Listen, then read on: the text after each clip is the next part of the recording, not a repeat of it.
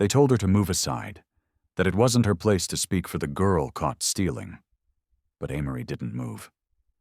She'd only been in the town of Huron's Hollow for 3 months, a quiet widow with no kin and nothing but a small cottage near the chapel and a sharp eye for sewing. But when she saw that trembling native girl dragged by her braid across the square for lifting a bruised apple off the dirt, something inside her refused to stay silent.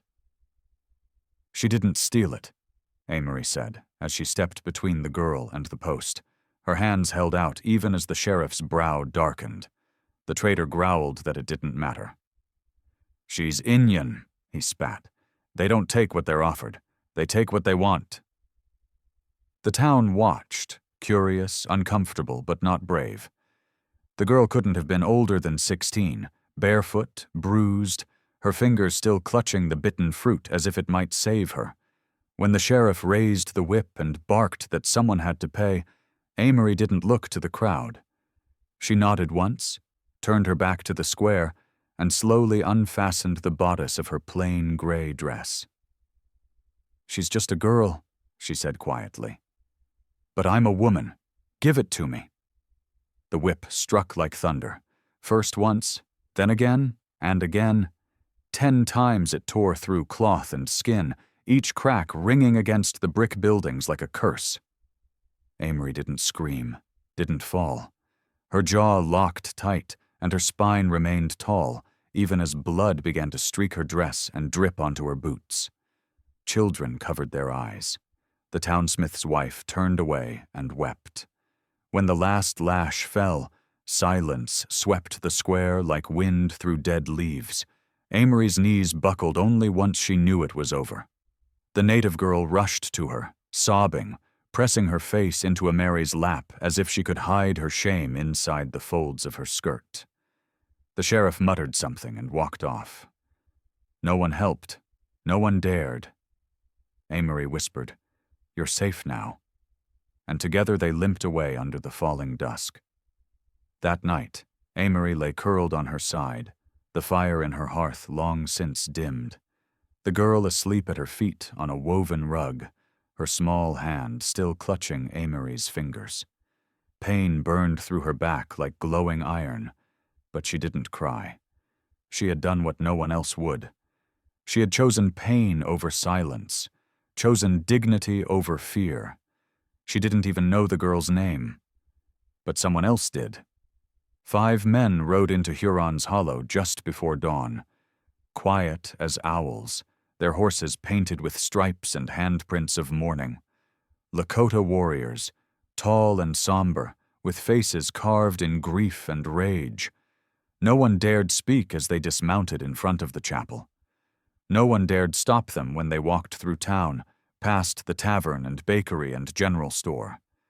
And when they reached the seamstress's house, they found her not standing in pride, but curled on a thin mattress beside the girl she'd bled for. One by one, they removed their gloves, set down their spears, and knelt. Not for charity, not for guilt, but for honor. Amory didn't wake, not yet. But the town did.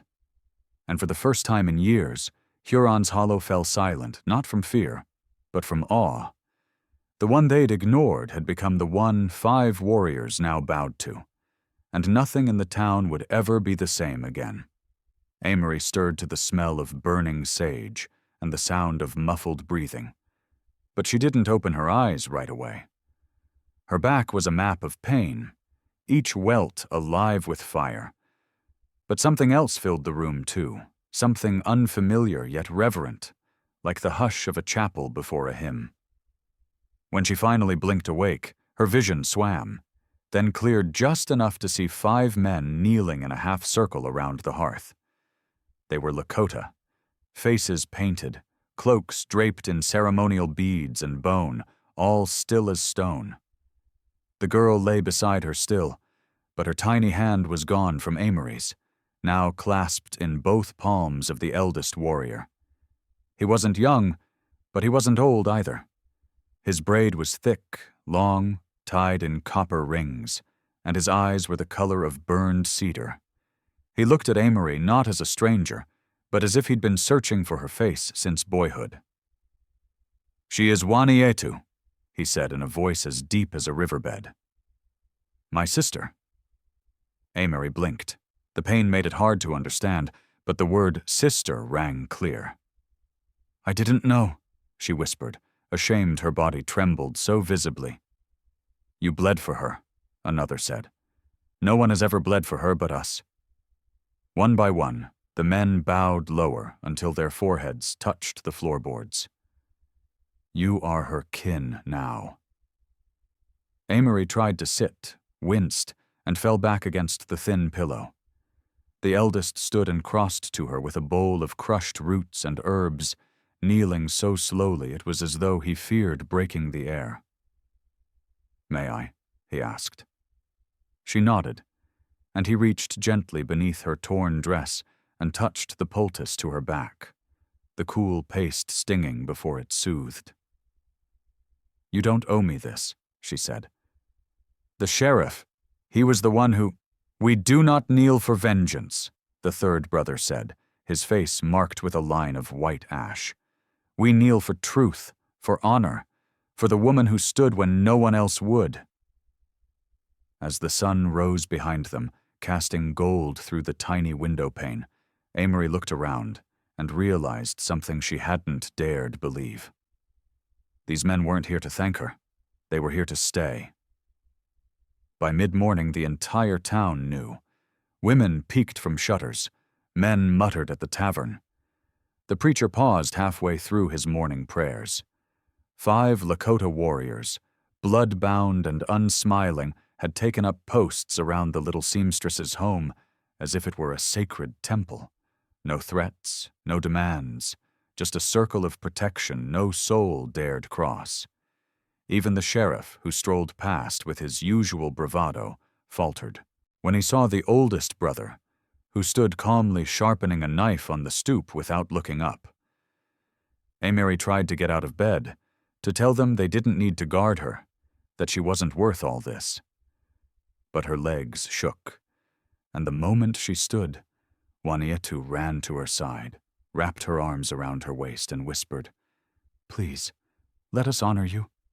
So Amory sat again, breathing in the scent of sage and leather and sun-warmed earth. For the first time since her husband died, someone had chosen her, not for labor, not for pity, but for something deeper. That night, when the fire returned to the hearth, and 4 of the brothers stood watch outside, the eldest sat beside her and spoke softly into the darkness. "I am Tahu." Amory met his eyes. "And I am very tired." He smiled with something like grief and something like awe. "Then rest. You've already done more than most would dream." And so she did. By dawn, the town had changed. Not in law, but in rhythm. Where once Amory's footsteps had echoed alone on her way to market, now silence followed her, thick with watchful eyes and unspoken reckoning. She walked slower, not from fear, but because Wanietu clung to her side, holding her hand tightly like a daughter might. Tahu and his brothers shadowed behind, not speaking, not imposing, only present, like a mountain one couldn't ignore. The townsfolk said little to her face, but Amory heard the words float behind wooden walls and curtained windows. Who does she think she is? Witchcraft, maybe. Did you see the eldest one? Like a carved stone. But no one dared speak too loudly. Not after the sheriff's second-in-command rode out the night before and hadn't come back. Amory didn't ask what had happened. She didn't want to know. The square where her blood had darkened the dirt was scrubbed clean now, but the memory remained like a stain only she could see. The girl had been called a thief, and yet no one asked where the apple had gone. No one admitted it had rolled from the cart as the merchant turned. It didn't matter. They'd wanted a show. They got one.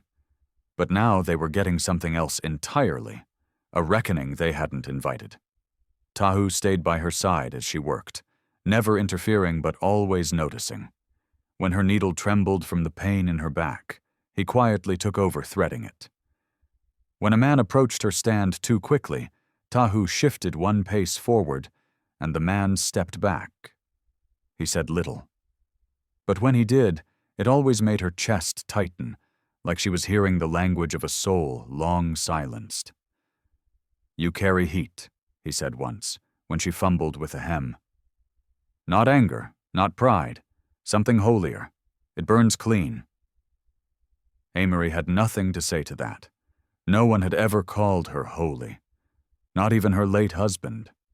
That night, when she returned home with her back aching and her fingers raw, she found the porch swept, a small wooden stool left by the door with a bundle of fresh sage and rabbit jerky folded neatly on top. "A gift," Juanietu whispered, "from all five." "Why?" Amory asked, voice barely above a breath. Juanietu looked up at her like she had asked why the sun chose to rise. "Because you didn't run." Inside, the hearth was warm, the fire already lit. She hadn't left it burning. She stared at the flame, blinking slowly, heart full of something that was no longer fear. Behind her, Tahu's voice came soft. "We heard what they plan." "What do you mean?" she asked, but she already knew. Tahu stepped into the light, face grave. "They meet tonight. Men from the saloon and from across the river. They don't like what you represent." "I represent nothing," she said, too quickly. "No, Amory," Tahu said, voice firmer now. "You represent the one thing they fear, a woman they cannot bend, a fire they cannot put out. That is why they'll come." She swallowed, throat dry. "And what will you do?" Tahu stepped closer, eyes locked to hers, dark and steady. "We will burn brighter." And somehow, in that dim room smelling of smoke and sage, Amory believed him. Not because he promised safety, but because for the first time in her life, she felt seen. Not for her stitching, not for her silence, not for her shape or role, but for the flame that had always been there, hidden beneath the ash. Night in that town had never been truly silent, but now even the crickets seemed to hush when the wind shifted from the canyon. Amory sat with her back against the wall, arms folded over the thin blanket that barely warmed her ribs. She had locked the doors, shuttered the windows, but it wasn't wood or nails that made her feel safe. It was the five shadows standing outside, pacing in quiet rhythm like wolves, waiting for the scent of blood. Juanietu lay curled on the floor, her breath steady and soft, the way children breathe when they feel protected for the first time. But Amory's heart didn't sleep. Not after Tahu told her what the men planned. They wouldn't come with law. They'd come with rope and liquor and hate disguised as justice, and they'd do it at night, because cowards always did. Under the floorboards, hidden beneath loose planks, Amory had stored her late husband's rifle. She hadn't touched it in years, but now she pulled it free with hands that trembled not from fear, but from the awful knowledge that she might need it. Not to kill, but to stand. She'd done enough kneeling in her life. Outside, the flame of a lantern moved between the shadows of the brothers. Tahu and his kin did not speak much, but their stillness was not passive. It was preparation. Amory remembered how they had looked at her the first time, not with hunger or curiosity like the others in town, but with something that felt like prayer. She didn't understand it. Didn't know why her bleeding back had stirred such reverence. Until she heard one of them whisper to the other that night near the well. "She took the pain for one who would have died from it. She has done what only blood kin should do." And somehow, they had made her theirs. In a world that had taken everything from her. A husband to typhoid, a child to miscarriage, her voice to survival. These five men had returned something. Not just safety, not just warmth, but worth. The fire cracked, a knock, not on the door, but on the window pane. Soft, then again. Amory tensed, but it was Juanietu who stirred and whispered, "It's them." She moved to the window, peeled back a sliver of curtain. "Only 3 tonight," she whispered. "But they carry fire." Amory stood. "Then we don't hide."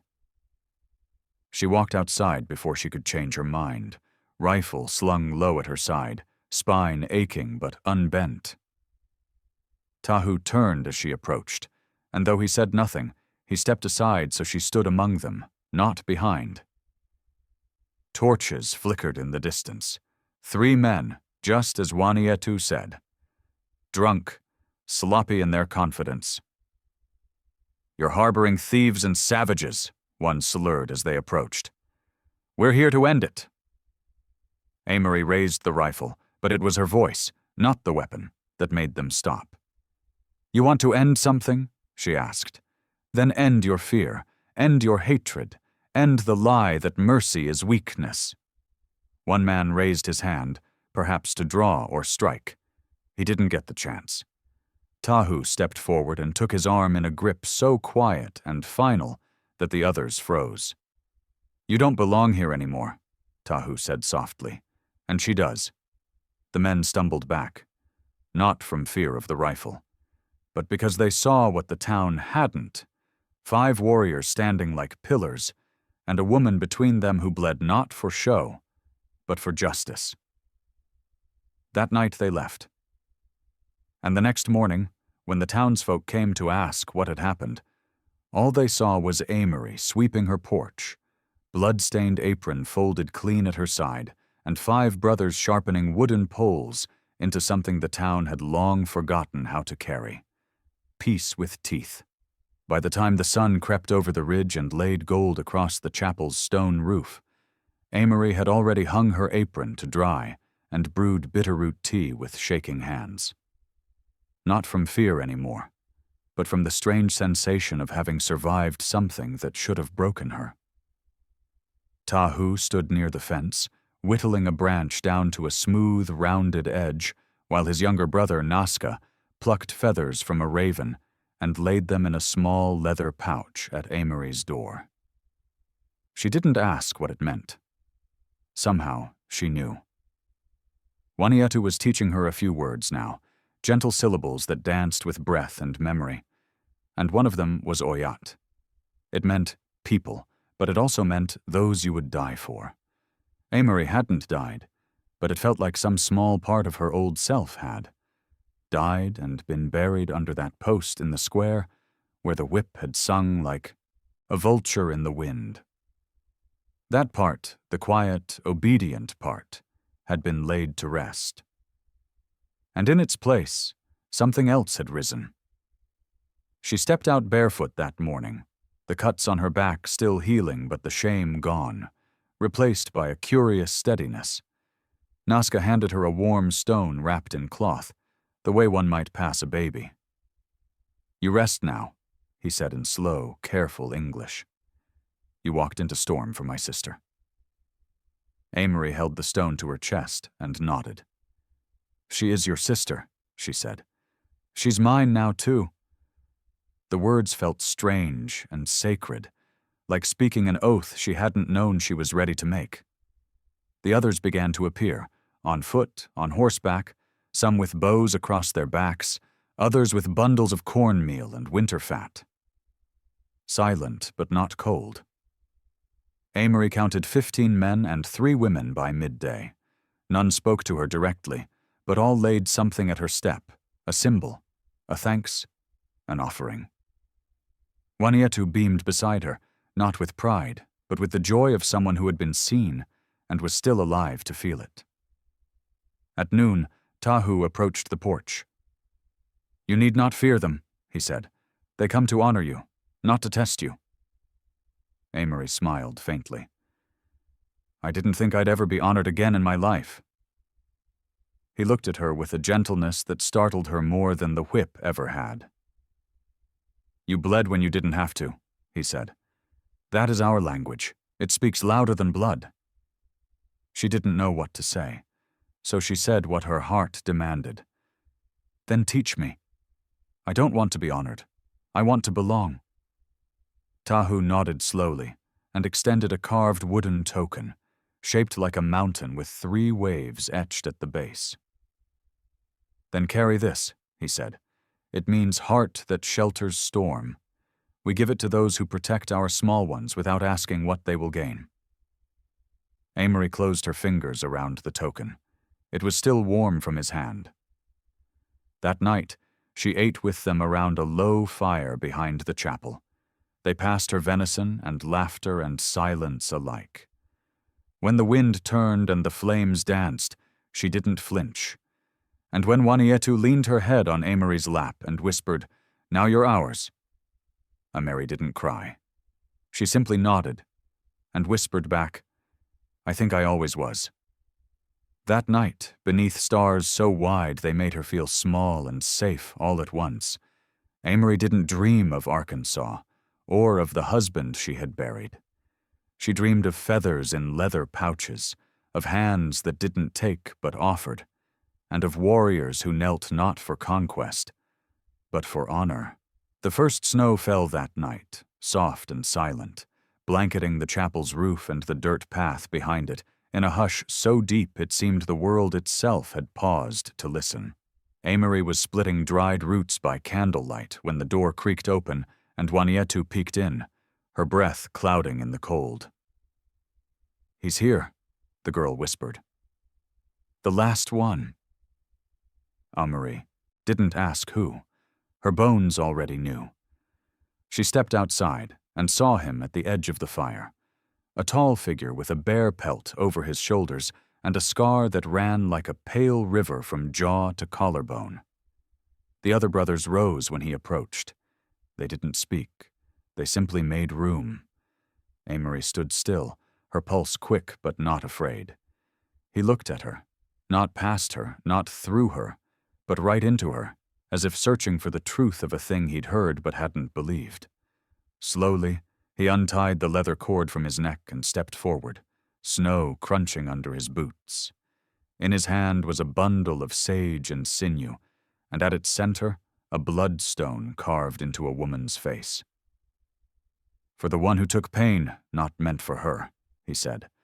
His voice was low, rough like the wind through pine, but it carried. "And gave herself to silence so a child could live without fear." Amory didn't know what to do with her hands. No one had ever spoken to her like that, like she mattered beyond duty, beyond survival. "I don't know your name," she said quietly. "And you don't know mine." He nodded. "I do.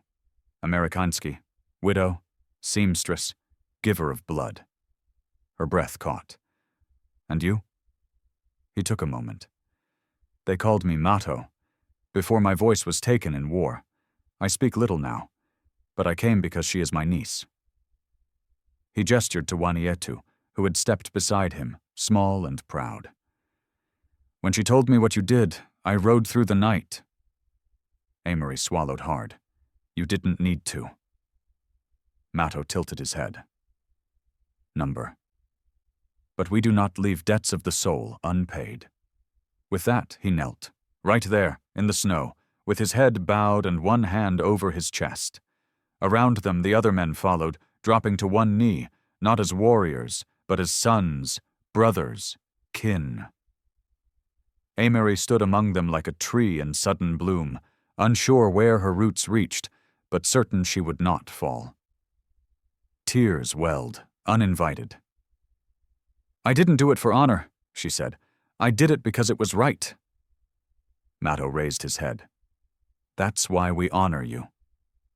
She felt the snow begin to fall heavier, as if trying to hide the moment from the world, to keep it sacred. One of the younger men rose and offered her a blanket, the kind only given to those who had faced winter without flinching. Another brought smoked meat, dried berries, cedar chips for her fire. They would not speak of the lashes again. Not aloud. But they would remember. Her back might carry scars, but her presence carried something stronger now. Weight, welcome, worth.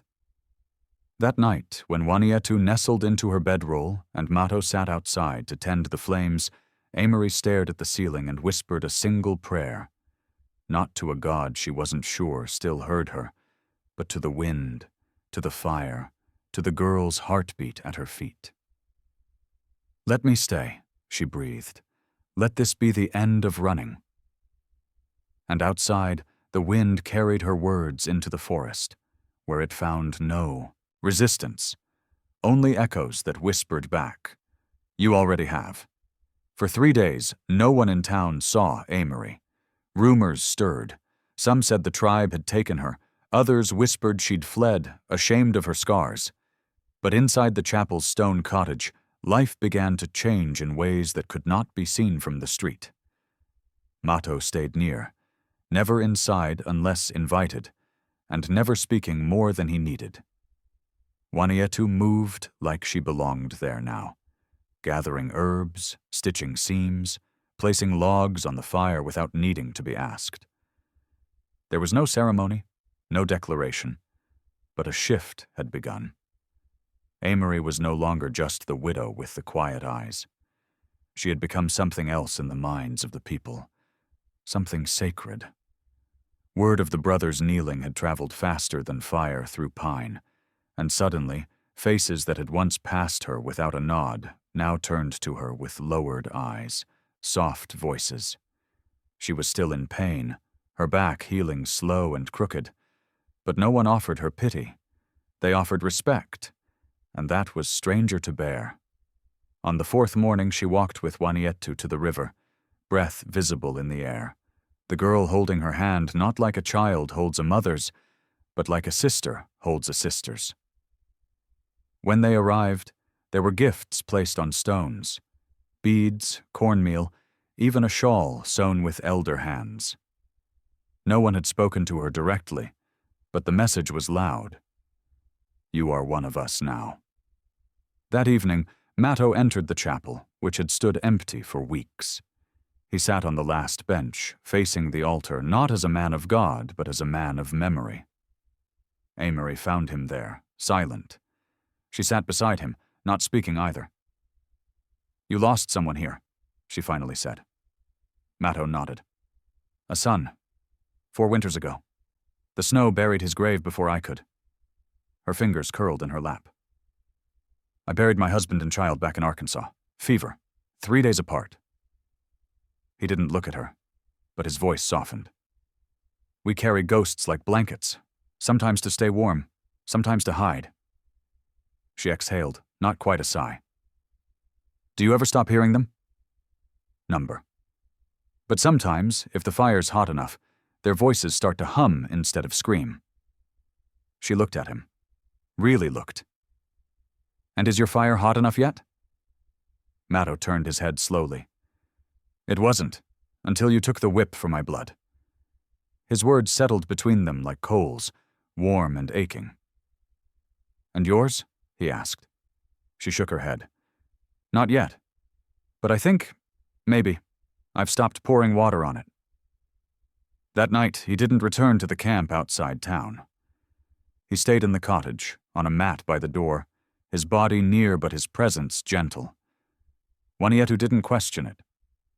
She curled up beside Amory, as if she'd done so every night of her life. Amory didn't sleep right away. Her back still throbbed, and something inside her was shifting, unfamiliar and terrifying.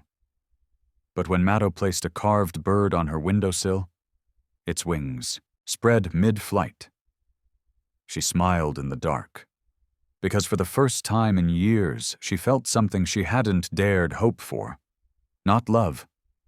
Not yet. But belonging. And in a world that had whipped her for kindness, that was the fiercest kind of miracle. Amory sat on a flat stone outside the chapel, the last warmth of the sun brushing her cheek, while Juanietu gently unspooled her hair. The girl had brought out a small pot of bear grease and a carved comb, whispering, "I want you to look like one of us." Amory hadn't argued. Her scalp was tender, her back still healing, but when the girl's fingers began to braid slowly, tight near the roots, loose near the ends, Amory felt something unfamiliar.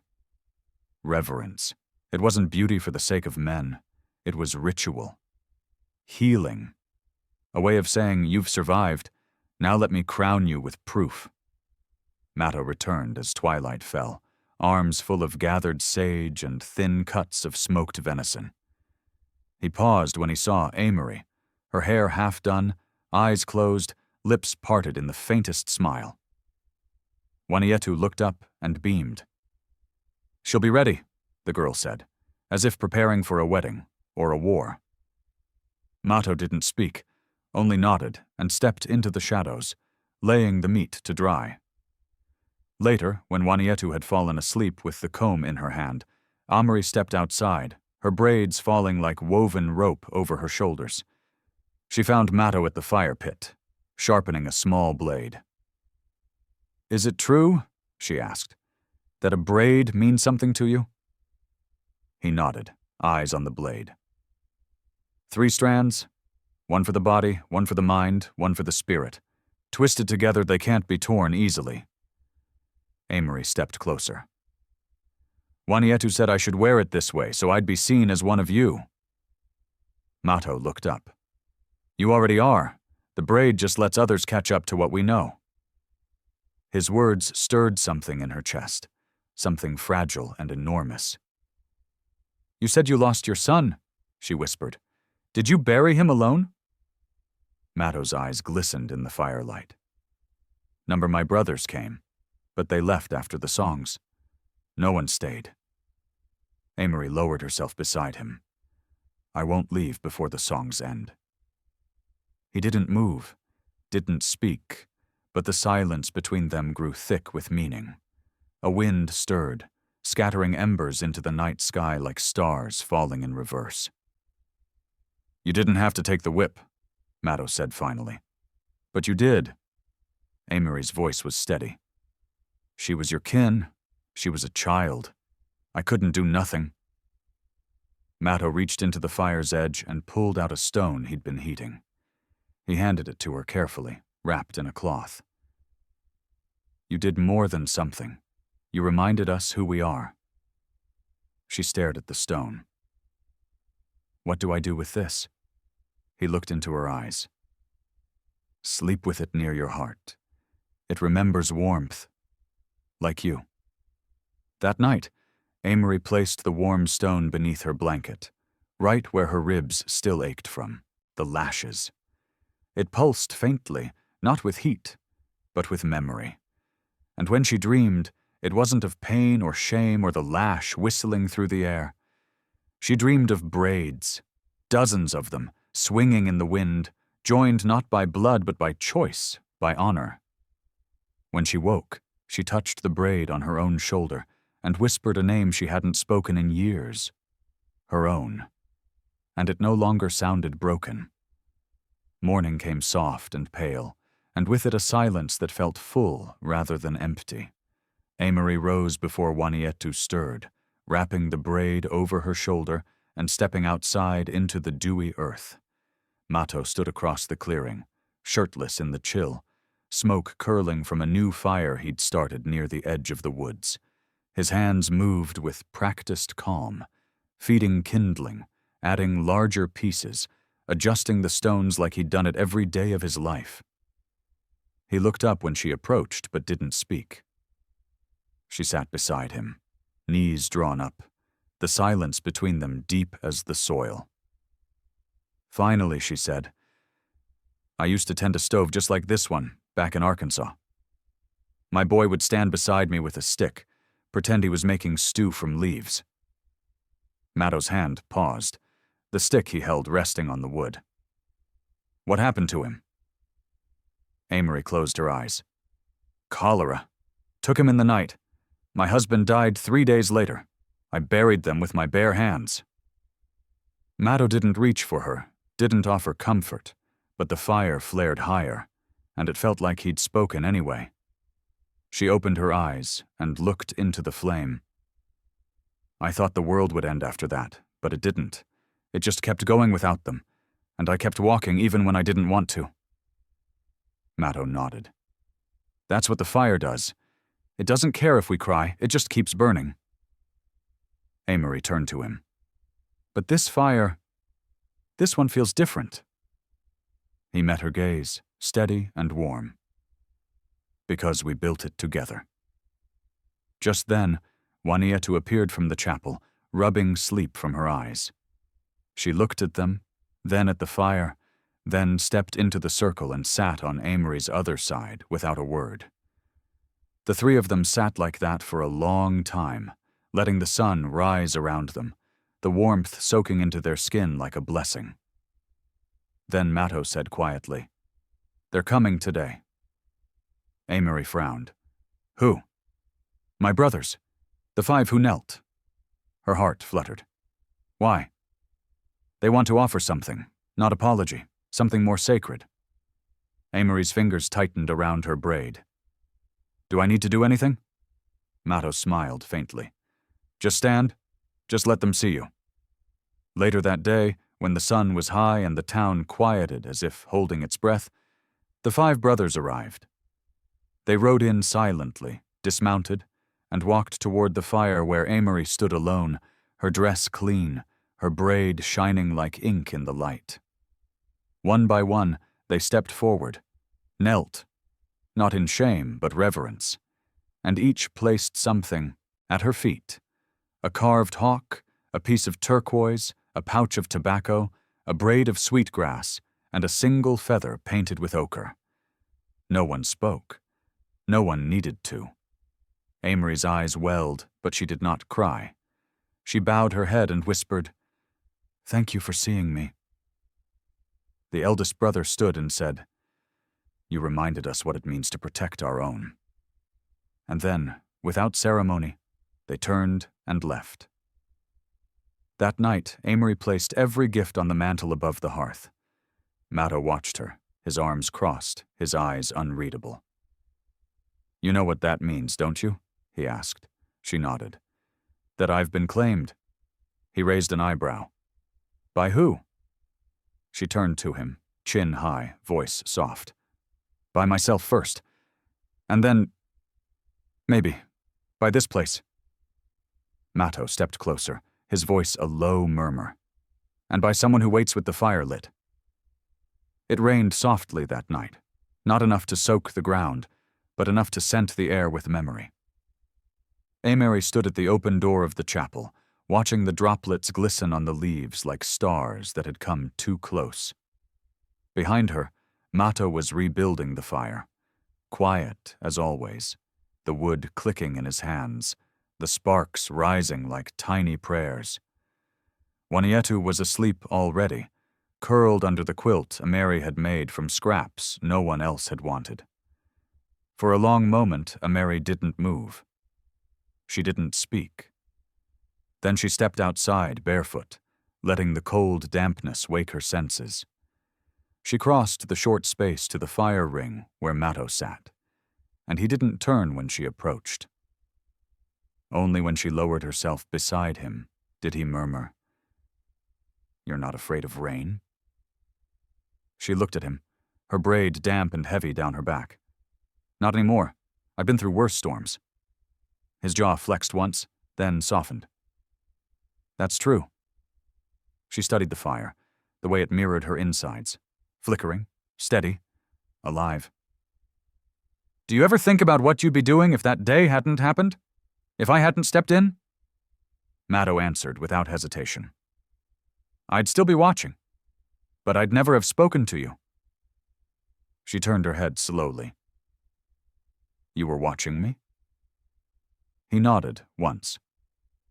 "Since the day you arrived, I saw the way you helped the old widow who couldn't stitch, how you gave Juanietu your bread when she hid by the barn. You've always been more than quiet. You were listening to everything." Amory's heart skipped, then thudded faster. "I thought I was invisible." "You were never that," he said, and his voice was almost a whisper now. "Only waiting." The fire snapped between them, then fell into a lull. She reached out and took a small stick, poking gently at the embers. "You said your brothers offered something sacred. But what do you offer?" Matto looked at her fully now, his eyes catching the light like polished stone. "My name," he said, "the one I don't give lightly." Amory felt the weight of that, felt it sink into her bones, like warmth. "Then say it." He leaned closer, not touching her, but closer than they'd ever been. "Tahatan," he said. "It means hawk cry. It was my father's name and I carry it now." She let the name fill her mouth like something blessed. "Tahatan." He nodded once. "Now you know the part of me I've never shared." She looked at him long and steady. "Then I'll give you mine too. I already know Amory." She shook her head. "That was my married name. My true name was Elizabeth, but I buried it with my boy. I think maybe it's time I take it back." He reached out then, slow and careful, brushing a single damp strand of hair from her face. "Elizabeth," he said like a vow. "Then I will remember it, even in rain." They sat like that for a while, fire between them, rain above, earth beneath. The wind whispered through the trees like it too, had been waiting for this quiet exchange of names. When she finally stood, she didn't step away from him. She took his hand. "Come inside," she said. "There's still warmth left in the hearth." He rose, tall and solid, and followed her without a word. Behind them the fire burned low, but it did not die. It had learned, like them, how to endure. By morning the rain had cleared, leaving behind a softened world and air that smelled of ash, pine, and something new. Elizabeth rose early, not from habit but from purpose, her back still aching faintly from old wounds, but her hands steady as she tied her apron and pushed open the shutters of the small chapel kitchen. The girl was still asleep, curled against the far wall with one leg slung over a folded quilt, and Tahatan had gone to gather kindling without needing to be asked. Elizabeth took a deep breath and began to prepare dough, the old way, the way her mother had taught her, kneading with quiet strength, letting silence mix into the flour like trust. It wasn't just food she was making. It was something more, an offering, a sign that her presence in this strange new world had roots now. When Tahatan returned with an armful of wood, he stopped at the threshold and watched her for a moment. "You look different," he said softly. She turned, flour on her hands, a smudge on her cheek. "I feel different." He stepped inside and placed the kindling near the hearth. "Because of the name?" She nodded. "Because of what it means to share it." He didn't speak for a moment. Then he sat, watching her shape the dough into careful rounds. "My mother used to bake bread when one of my brothers was ill. Said the scent could carry through walls and remind a man he wasn't alone." Elizabeth smiled faintly. "Then let's make sure it fills the whole chapel." As the bread baked, its golden smell crept into every corner. Juanietu stirred awake, blinking sleep from her eyes before padding barefoot towards the table. Tahatan handed her a mug of warm water, while Elizabeth broke off a piece of the first loaf and handed it to the girl without a word. No one spoke about the past, not about the lashes or the kneeling or the cold eyes of the townsfolk. The day was new. They sat together as the sun reached through the windows, eating slowly, as if sharing the bread might keep the moment from vanishing. Later that afternoon, as Tahatan chopped wood and Juanietu drew pictures in the dirt with a stick, Elizabeth walked to the edge of town. Some stared. Most looked away, but a few nodded. One even tipped his hat. She said nothing, just passed through the center square where her blood had once marked the dust, past the post where the whip had cracked. It had been scrubbed clean. But she remembered. As she passed the general store, the old widow she'd once stitched for stepped out with a small parcel. "For the girl," she said without ceremony, pressing a folded blanket into Elizabeth's hands. Then she was gone. Elizabeth stood still, the weight of kindness unexpected and real. That evening, when she returned to the chapel, the fire was lit, and Juanietu had braided 2 long grass strands into a circle and placed it by the door. "For you," she said shyly. Elizabeth picked it up and smiled. "Then I'll wear it tomorrow," she promised. Tahatan came to stand beside her, and for the first time, he touched her back gently, not in pity but reverence. "The bread," he said. "It changed the day." She turned to face him. "No," she whispered. "It's us. We changed it." And she knew in that moment the world would never return to what it had been, because love, once offered freely, leaves nothing untouched. The sky turned violet just before nightfall, as if even the heavens had lowered themselves in reverence, mirroring the quiet miracle that had unfolded inside the old chapel walls. Elizabeth stood at the edge of the garden with dirt on her fingers and a warmth in her chest that didn't come from the sun. The chapel, once hollow with grief, now hummed with small, sacred life. Juanietu's voice singing softly while she sewed a rabbit doll from scraps. Tahatan splitting wood, every motion calm, certain, present. They had not spoken of tomorrow, or the day after, or what the world beyond the hills still thought of a woman with scars and a man with braids and silence. Because none of it mattered now. When she stepped inside to light the evening lamp, she saw it, the final gesture. Lined along the stone hearth, one by one, were 5 bundles wrapped in colored cloth, tokens left by the brothers, each bundle containing something from their family: beads, feathers, a bowstring, a piece of carved soapstone, and a single folded letter inked with careful Blackfeet script.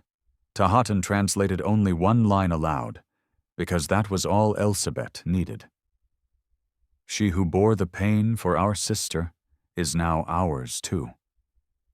She sat down slowly on the floor and wept, not like the wounded girl who had come to this land alone, but like a woman, unburdened. Her tears didn't come from sorrow. They came from being seen. That night, Juanietu insisted they eat outside, under the wide open dusk.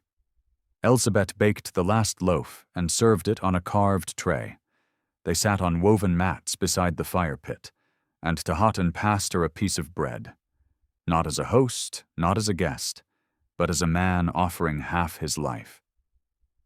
She took it, fingers grazing his, and for a moment they held there. "You never asked for anything in return," she said softly.